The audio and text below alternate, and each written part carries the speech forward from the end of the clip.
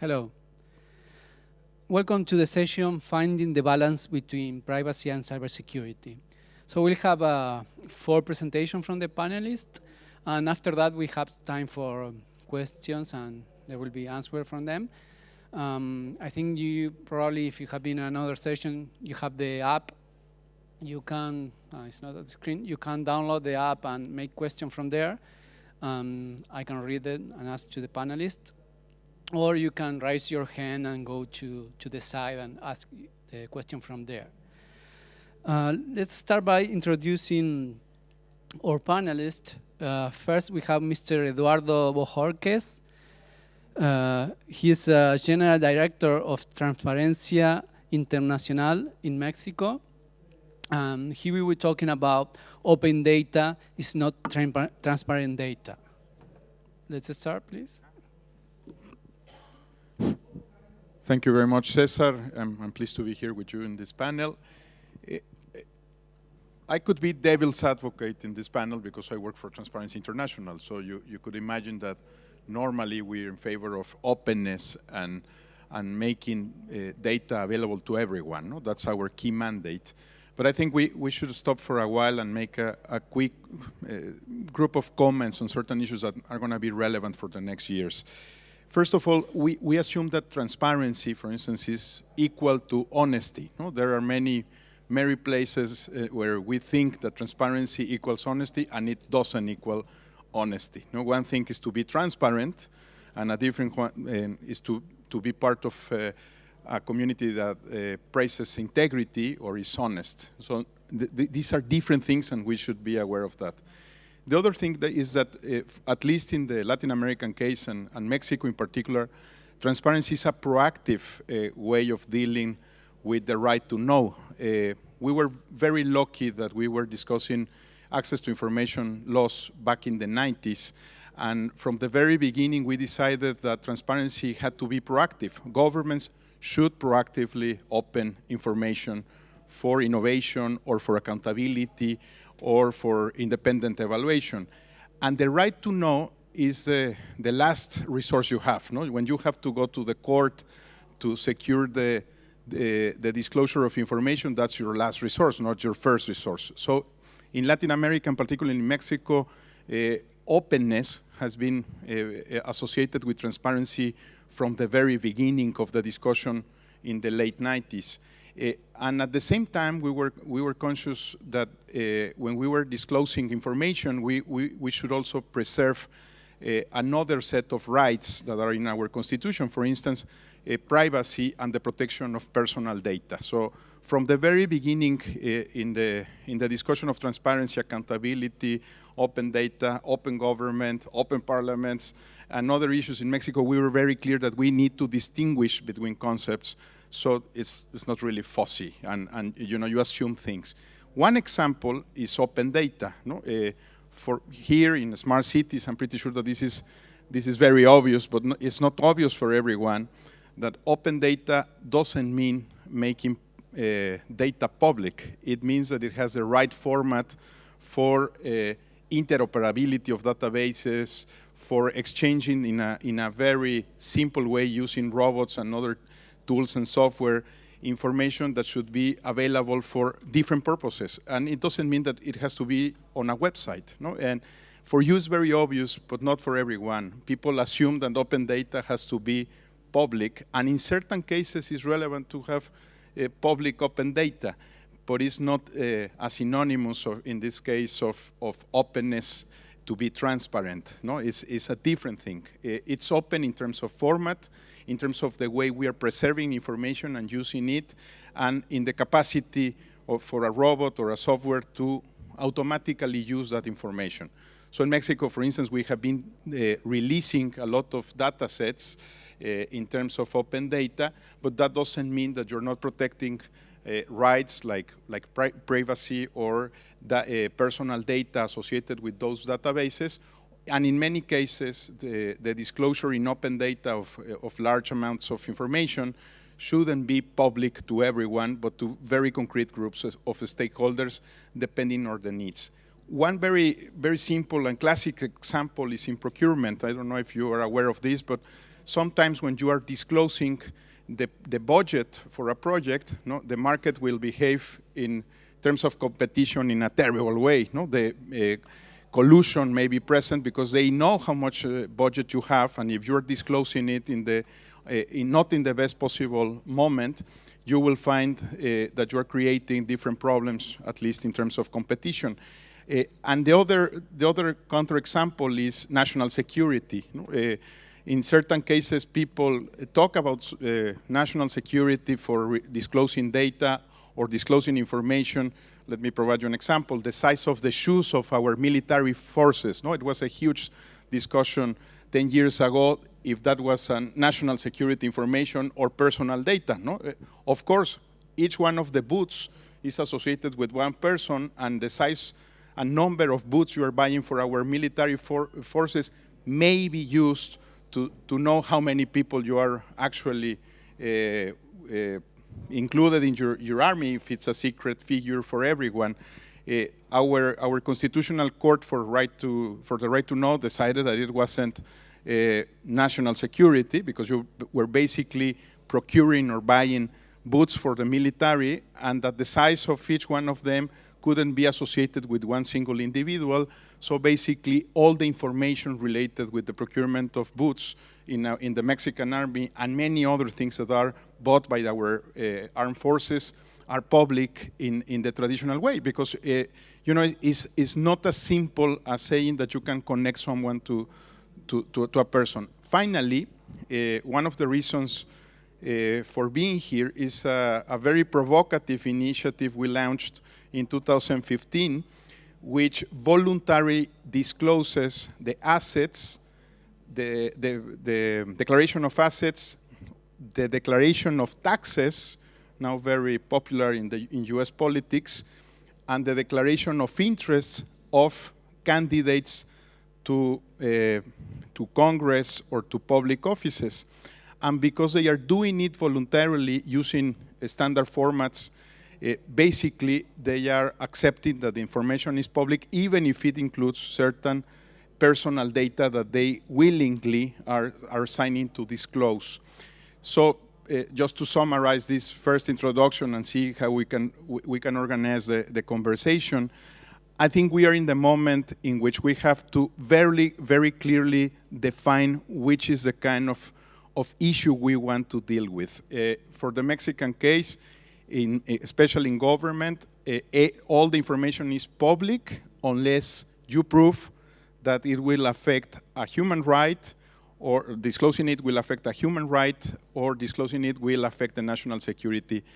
And using these very simple tools, we have basically disclosed all the information with the exception of a very, very small percentage of data and information that could enter these two conditions. The second point is that when that information, you were mentioning phone calls and numbers and the information you voluntarily disclose to a third party, a company or a firm, in those cases, the Mexican legislation obliges the company to have a contract with each one of the citizens to be perfectly conscious that you are sharing information and that they are using it in a different possible way. Again, these are the limits. This is a contractual obligation between a citizen and a third party that voluntarily discloses that. But I think in many ways, what I'm trying to suggest is that we need to be very clear about what we are discussing and how to deal with several aspects of a same apparently entangled issue. No? We need to be very clear about the concepts, otherwise we will simply say that everything is national security or everything should be public, and we need to distinguish the boundaries between all these concepts and examples, just for a start point and to put certain issues on the table. Thank you, Cesar. Okay. Thank you, Eduardo. Well, now we have Mrs. Anne Sandelin. She is Director of Urban Development Projects for the city of Ubanskula. Difficult to pronounce. Thank you. It was nice pronunciation. We practiced it in the back room, Jyväskylä. So I come from Jyväskylä, that it's a city in the central Finland, and I'm going to tell you a little bit about the urban city project, the smart city project that we're working on there with from the perspective of cybersecurity. Kangas, this is the area, is one of our most important urban development projects. There used to be an old paper mill in the area, and now we're turning it into the extension of the city center area with 2,000 jobs and 500 residents, and it will be finished about 2030. Here you can see the aspects that we consider Kangas. We like to talk about wise Kangas instead of a smart city as a brand, because we hope to do things wisely here. We have integrated smart parking, waste management. We're recycling building materials using smart energy solutions like defrosting the pavements in a wintertime by using recycled water from the district heating. We're building smart services and a sensory infrastructure there as well. We're thinking about how to take smartly care of the senior and elderly people in their housing environments, and developing a digital accessibility and from that a digital identity. And one of the goals in our Smart City project is that Kangas will be the most cyber-secure area in the most stable country in the world.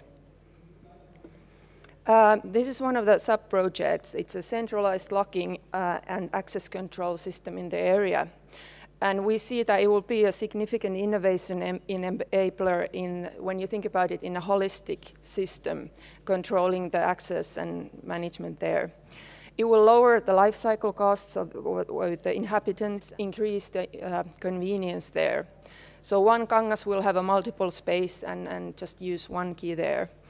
And it will have an easy deployment for the new services built on that. And when we give the promise of the smart city in Kangas, it is day-to-day existence in Kangas is agreeable, easy, and secure in pleasant environment, then we have to consider the cybersecurity. We drafted a cybersecurity strategy in Kangas in 2015, together with the two universities in Jyväskylä specialized in cybersecurity in their facilities. And since we have a complex system with devices and different kind of systems there, we need to ensure the cybersecurity, and it will be a constant work throughout the life cycle of the city. Now that we're planning it and building it, and then when the people are using the city. With the strategy, we have three cornerstones: management model, contractual obligations, and risk-based action plans. Just quickly go through them. I still have 5 minutes left. The management model, I think one of the big questions is that how do we organize the governance, because it is a key to creating a security environment. The key topics are that, which we still don't have answers to all of them, is that who decides and who is responsible for the overall security in the area? Who will participate in doing it? How do we operate, and where do we get the resources for that? And how do we create the resilience? The risk-based action plans, this is about some of it about transparency and openness, because we need to do the risk evaluations as a whole, and we need all relevant actors to participate in the risk management and implementation of the controls, both domain experts and cybersecurity experts and people living in the area. And it's not enough that we do it once. We have to keep evaluating it in regular intervals or when major changes occur in the area. The second one is contractual liabilities. At the moment, in cybersecurity, we ignore it for tenders and contractors. There is a lack of competence in acquisitions in our organizations, I can say, probably in many other organizations concerning smart cities. We have to take cybersecurity as a part of the acquisition. We have to define, evaluate, and monitor how it's done, and keep and continuously monitor the cybersecurity and the measures there. From the residents' perspective, when we make the promise of a smart city, it's open, it's smart, it's experimental, then the residents must have right for the privacy and the net neutrality in the area. And so the services that we provide there, the smart services, must be trustworthy. And as we see it, nobody else at the moment steps up and says that, yes, I will take the responsibility for the overall cybersecurity. So we've seen that so far the city must take action there for the basic infrastructure and also for the surrounding services. Well, as a conclusion, the cybersecurity requires resources, both during the construction and the use, and as we've noticed also in the planning phases as well. And this is the cost that nobody has been prepared for yet. And as we fulfill the cybersecurity promise, the city needs to be involved.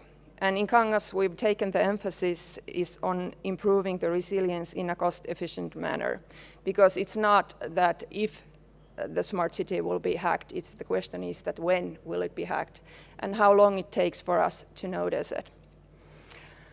And cybersecurity should be part of our normal operative resourcing in the smart city, not a separate thing, but thing that it's integrated in the processes. Thank you. This was about Kangas, and we invite you to innovate with us if we have any ideas and thoughts before you start hacking our smart city project. Thank you. Thank you, Anne. Well, now we have Mrs. Victoria Beltran. She is postdoc researcher at University of Murcia. She will be talking about a platform for secure data management in a smart city. Well, thank you for coming. Let me introduce you an European funded project in which I have been working. It is called SmartTeam.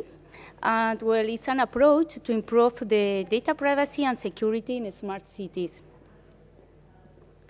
Well, I think everybody knows what the term smart city is meant to be. So let me come straight to the point. The first characteristic of a smart city is the large scale. We will deal with millions of devices working in domain-specific applications and provided by different vendors. When it comes to data governance, security, and privacy, this large scale actually will make very difficult to the city's authorities to employ uniform policies. And in fact, it's not only a matter of scalability, but the main barrier to a proper, correct security and privacy is the own limitations of IoT makers that many times leave security very poorly applied or even undefined. So this lack of security actually is putting the success of smart cities at risk. Because if citizens don't trust IoT services and IoT devices, they won't basically participate in them. And well, I think everybody can understand it. It's a normal reaction if many citizens fear the IoT, the Internet of Things, because there is much at risk. If any cyber attack achieves to control e-health devices, internet-connected cars, or citizens' homes, the citizens can really be in danger. And if we think at the city scale, the harmful consequences of a cyber attack are countless. Fake information that can create panic, chaos, a cyber attack that can control the supply networks in the city, that can cause traffic accidents, or a cyber attack that can compromise the citizens' privacy. So the point in my presentation is that we really need to consider security and privacy as a first-class requirement and the principal design. And this is precisely the goal of the SmartTeam project. The result is a platform for data dissemination whose functionality is very basic. Basically, it retrieves data from IoT devices and disseminates data to data consumers. But it does this functionality in a secure way and based on user privacy rules. So this is an user-centric approach. In fact, the platform on the guidelines and principle of a reference framework, the IoT reference architecture reference model, the IoT ARM, that is a framework to create IoT platforms based on quality of service parameters. In fact, this framework was created in another European funded project, and we are trying to analyze the framework and see how we can use it. And well, we think that we see the Smarty platform as an integrating platform, in the sense that other domain-specific applications can use the platform, can be built on top of the platform, and so in this way the city can have some guarantees that the data management is done based on certain security levels, and the higher level applications can use the data to build their own services. Well, just to mention that the project is a consortium of telcos, Artis Labs, is the former Telecom Portugal, some research labs like NEC, IHP, some medium-sized enterprises, and an academic partner. This is University of Murcia. This is where I come from. Well, I think I'm not going to get into technical details, but I just would like to highlight the different technologies that we are dealing with in the platform. The first is access control. We have two kinds of access control that take a user-centric approach. First, for constrained devices, we use a decentralized authorization model based on authorization tokens. The constrained device, the server, can locally verify the authorization rules that actually are set within the token. The token is a cryptographic token, so the server can also can verify the authenticity, the identity of the client. This method improves the security of access control lists. We have another authorization method that is based on encryption for highly efficient dissemination of data. We use an IoT broker, and in fact, this broker doesn't verify authorization, but instead, the broker just encrypts data based on application level attributes. Okay, in that way, the dissemination of data to several recipients, to several consumers, is very efficient, and revocation is easy, because we just need to change the application level attributes. We also deal with device bootstrapping. We think that the device, from the very beginning, from the first moment that you connect the device, from the moment that the device starts working, the device should be secured. So we have defined a secure and lightweight bootstrapping mechanism so that the device can authenticate to the platform and to obtain the cryptographic material that will enable the device to start working in a secure way. Well, lastly, we also apply encryption in the database, and encryption is also done based on application level attributes. The point is that, for example, you can have a role for an user and encrypt data for that user. Well, to demonstrate the necessity for security and privacy and how the Smarty platform can help on it, we have deployed several pilots, real pilots in several cities. In University of Murcia, we have a smart building that is fully monitored through sensors, and we record the presence of people within the building. The point in this use case is to show how, in normal circumstances, you don't give any personal information about the people in the building. For example, to efficiently manage the energy in the building, you need to know the presence, because people interact with sensors, with actuators, and you can get this presence information. But the information is anonymous. But in exceptional circumstances, in emergencies such as a fire alarm, you can give personal information to the building manager. manager, for example. You can give the people's phone number, the mobility conditions, and so on. And this authorization is implicit and is based on encryption, as I just said, based on the role of the destinations. We have another use case, another pilot. This is located in Serbia. The Smarty platform is integrated with a smart public transportation system. So the platform collects data about the buses, other transports, and also collects more sensitive data about, for example, pollution alerts or traffic-related events.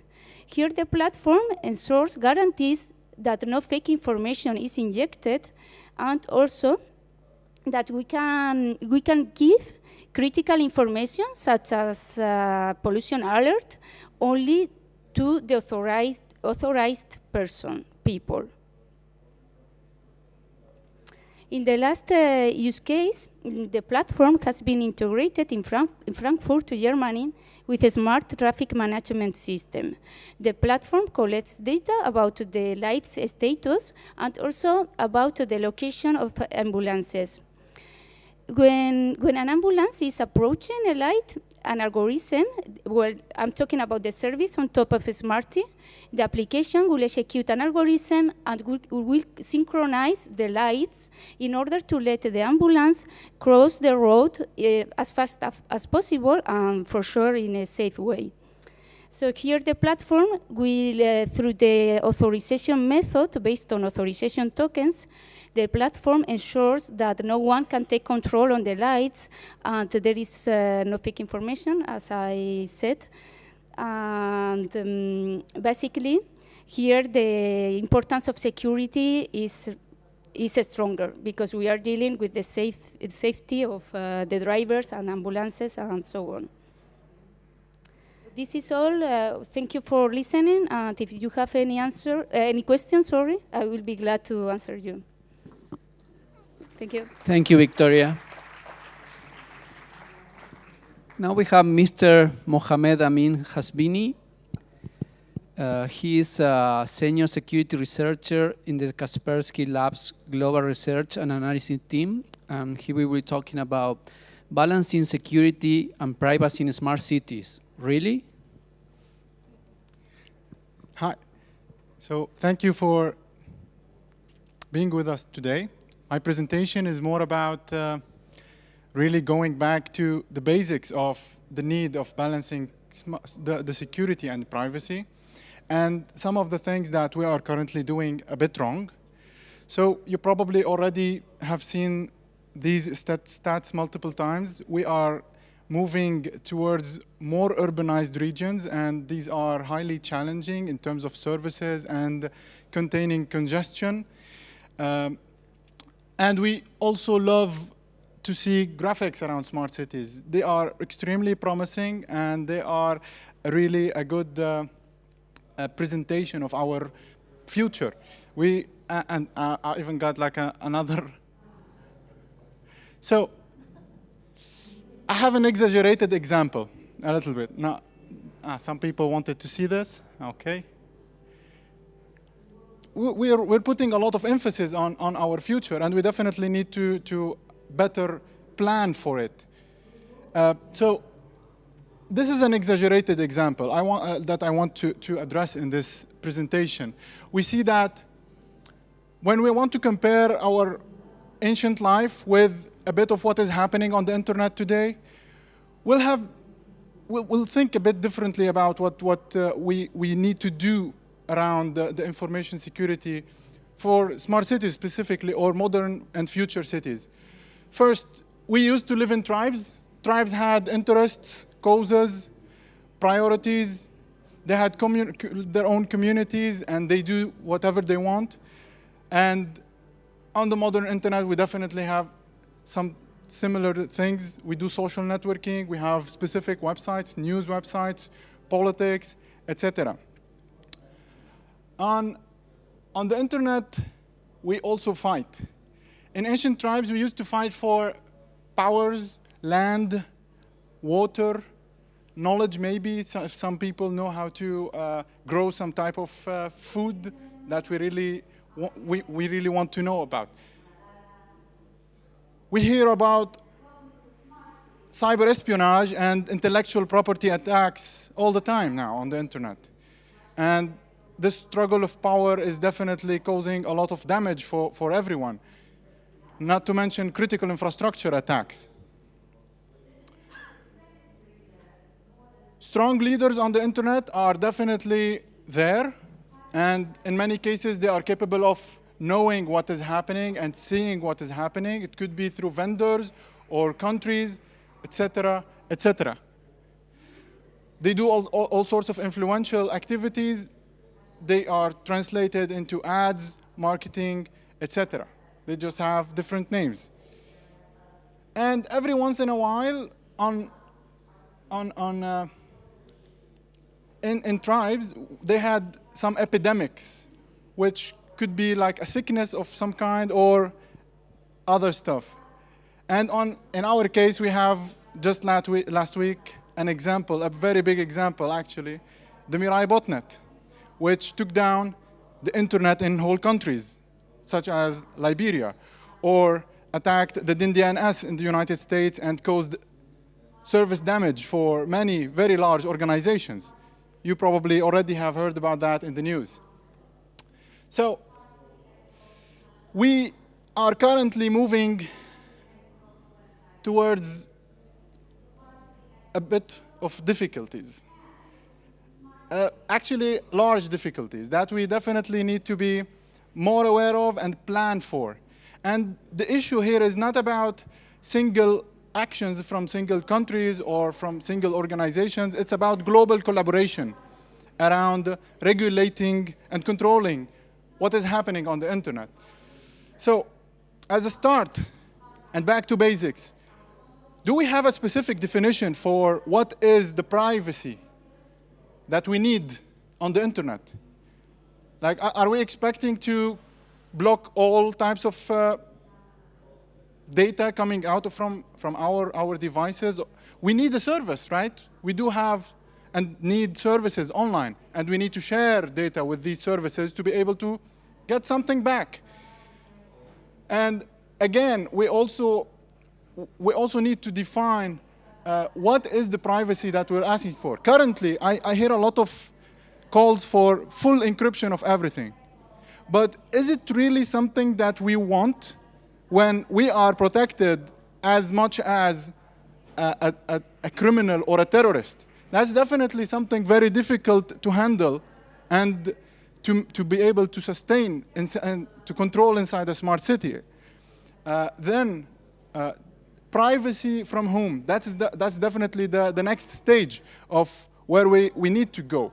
We need definitions of these. These are basic requirements for knowing and planning forward in smart environments.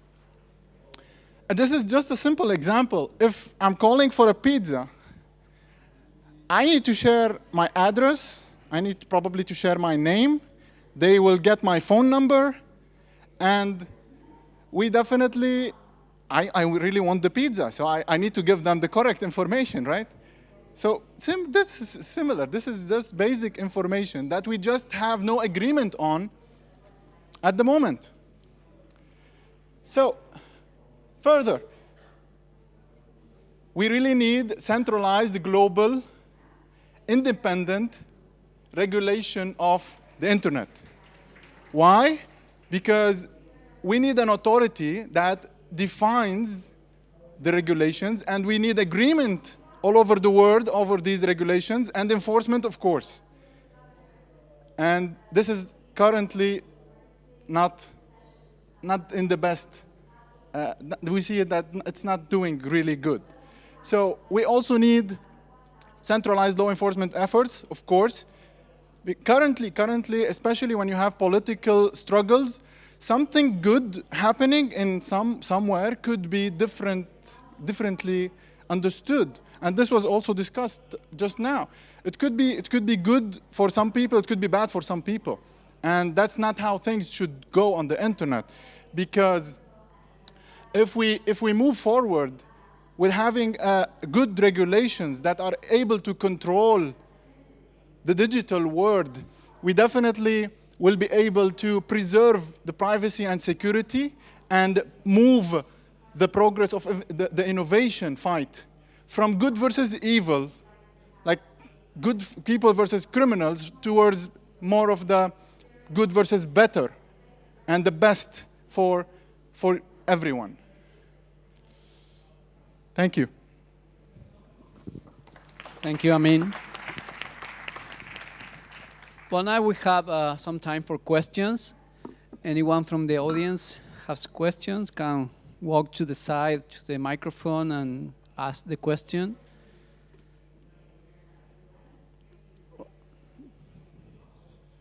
Okay. Thank you. So we have some questions from the application. One is for Mrs. Sanderling. Did you implement any city cert for manage the cybersecurity incidents? City cert, I mean city certificate, certification authority. It doesn't say. Oh, that's it with uppercase. Here is lowercase. Sorry. It refers to city emergency response team.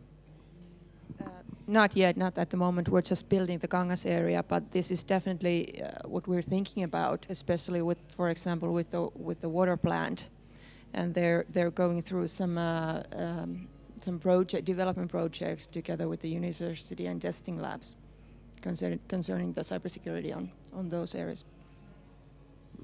Thank you. So we have another question here that says, how is our privacy going to decrease on the following years? Anyone? I guess it refers to examples. Well, it depends on multiple factors. First, on how much there will be collaboration on protecting the privacy, but from the other side, it will be all about the technologies, the invasive technologies that we will be adopting inside our lives and our homes, and then the services that we will be needing. So the more services we'll be using from the cloud, the more data that we will need to share.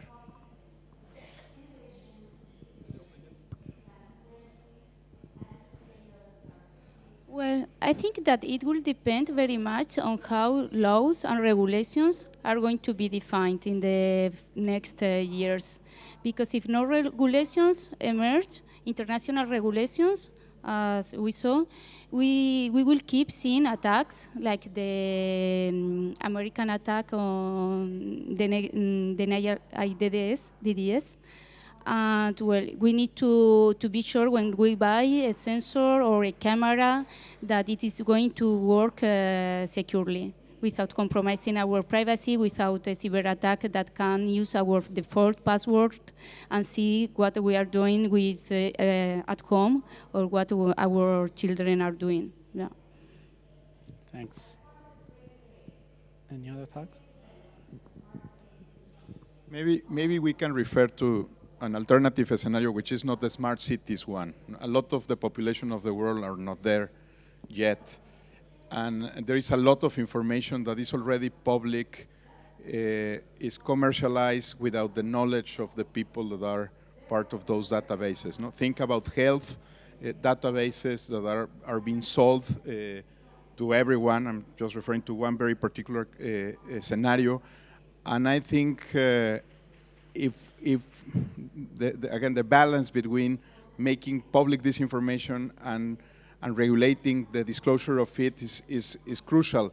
You can create black markets of information by saying you're protecting it. And governments sometimes and many times are selling that information to private parties without the knowledge of the citizen.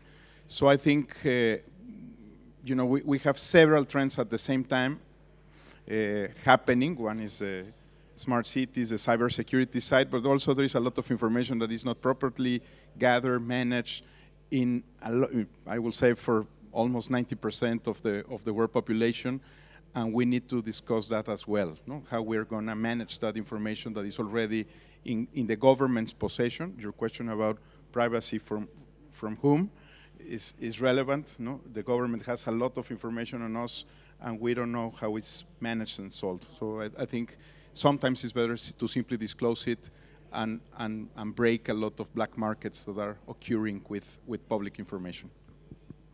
Okay, thank you. Here we have another question. Could the panelists share their thoughts on recent findings that an IoT worm could hack a public street light and lead to citywide risks?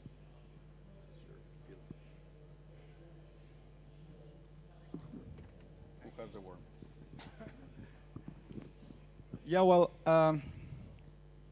there are real examples, and they're all over the place. You can see real examples of street lighting manipulation on the internet through IoT devices. We still see that cybersecurity is not being taken as serious as needed, and that is definitely, like, we've been outside, and there's all sorts of amazing technologies, but not much focus around how we're going to protect them. And we're still waiting to see, like, we don't need to wait for like big incidents. We already had some, but somehow vendors are still not really convinced that we need the security over the functions and the features and more of the benefits from a platform. It's still unknown. It's still not really promising. This IoT botnet, just 145,000 cameras. This is just a simple example from the last few weeks. I think as many times as buyers, the public organizations should pay more attention to the procurement and demand the certifications and then audit them as well. It's not, we're just discussing in the back room that it's not enough that you say, check, we have the cybersecurity measures checked, and check. And if you don't audit them actually. So I think there's a lot of learning to be done on that sector. And as buyers, we have to take the responsibility as well. Sorry, one thing to add is around even our home devices. Like, who is currently in charge of updating and ensuring the security of even our home devices, like smart devices and smart TVs, or fridges, or coffee machines, etc.? Currently, no one, because the user is not aware, and the vendor is mainly concerned about selling the device and showing you like all the features that they do. And at the moment, there are no solutions. Anyone else? Okay, let's see another question. Well, this is related probably with this. What are the security threats for a smart city?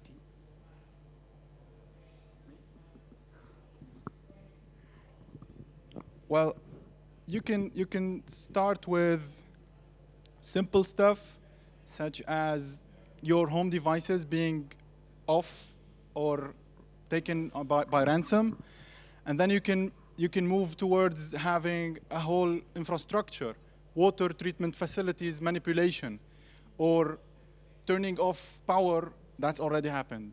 Maybe turning off the transportation system. Like, we're all very excited about auto-driving cars, right? Like, and they will be connected all over the place, and they will also connect to a command center, which will control all of these devices and manage congestion, etc. These are extremely good things, but if someone can take them down, or some team or some state can take them down in somewhere, we'll be worried about casualties, and that's definitely something we need to stay far away from.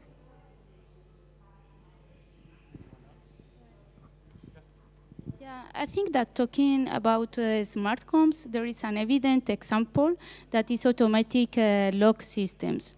In fact, an analysis or research from the University of Berkeley has demonstrated recently that 4 makers of automatic locks are vulnerable. I mean, they manage to open the doors automatically while the owner was working outside of home, they broke the security of the automatic lock system. And it was basically because of a vulnerability of the access control list of these devices. So we can imagine the risk. Maybe we are outside, maybe our family is within within our house. So the risks are countless. Yeah. I can continue with that. We're actually working with 4 different vendors at the moment with the aerial locking system, and by the looks of it, it looks at least 2 or 3 of them haven't considered the cybersecurity enough. So we're doing an audit to them to the systems together with the university. So we'll see what happens. Maybe that also inspires them to work with those themes. Actually, in Finland, we had last week 2 small incidents where building automation systems were hacked in a few apartment buildings, and they turned down the heating. We had -10 at the moment. They turned down the heating systems and the hot water, and another municipality, probably at the same time, they shut down the cooling system for the ice skating rink. So that was just pranks, but it could have been worse. Thank you. You have a question there? Yeah. Thank you, first of all, for the interesting insights. I think especially the Smarty platform is a nice tool for governments to enforce policies and regulations on data security and data privacy.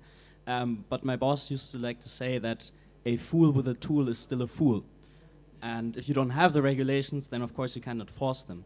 So my question basically is, if we want centralized law enforcement and regulations that make sense for everybody, that fulfill a global standard maybe, whom do you see in the driver's seat to set up these regulations, to set up these guidelines? Do we need like a UN Charter of Data Rights on a global level?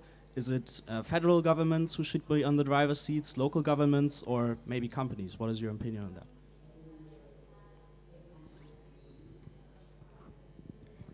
Okay, so thank you for the question. Well, do we have independent international organizations doing law enforcement stuff? Probably yes. It could be something like the United Nations, maybe with the Interpol, or now they have the Cyberpol in Singapore. So yes, there are possible options that could help in identifying and developing regulatory compliance standards or controls for countries to comply with. That's the goal, and that's what's most important. Because afterwards, when these are defined, as you mentioned, there will be accountability, and there will be enforcement, and there will be punishment. If some country is responsible for a major attack on another country, and we don't want to go into attribution now. That's a whole different story. But if we are able to identify how an attack is happening through enforcement over many countries around the world, then we are able to identify the attacks and the attackers, and we are able to go forward into more of the punishment type of rules against these, probably. Okay, thank you. We have really few time, and I have a last question. How to embed security at design as early as possible in the smart city planning and implementation?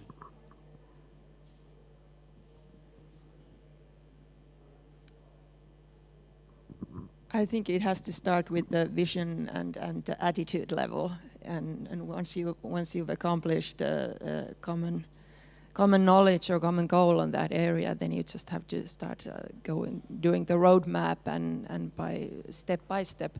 We actually did an action plan, but I can't tell you that, because if I told you, I would have to silence you all after that. But you have to go into the action plan and learn by doing. I think it's quite a new thing for all of us. Well, actually, I think that we really need some kind of labeling system or certification some means for a city to provide a core technology and underlying technology as the Smarty platform or something similar that is certified. Because you cannot trust IoT providers, IoT makers that they are going to follow your own rules and your own legislation. But if you implement a core technology that is certified, that you know that can guarantee certain levels of security, you can start from that point. But we need to regulate that, a certification. Yeah. Okay, so a last comment. It has to start with the governance. It has to start with the right regulations and authorities taking charge of these issues, because afterwards comes the policies, the standards, and the definition of these problems or how to control the information security. And then afterwards comes the technologies that will be complying with the governance and the strategy. These are definitely the most important. A final comment. If you solve this in the cyberspace, you'll be solving a bigger problem, which is a governance problem for a lot of things. Criminal law, good governance, corruption, the proper enforcement. So please share all the benefits of what you're saying with the rest of the world, because there are so many issues in which there are going to be applications for what you're saying. If there is a proper centralized regulation in an issue, that will be fantastic learning for the UN and for other governance bodies. I think we need to start thinking that the problems of the traditional world are also embedded into the new economy and the new world we're creating, and information sharing and knowledge will be crucial to solve both dilemmas. I'm sorry, but we don't have any more time for questions. We are running out of time. I want to thank you to all the panelists for their contribution, and thank you for listening and for the interesting questions. We will be around if anyone wants to reach us and ask more questions. We will be here. Thank you.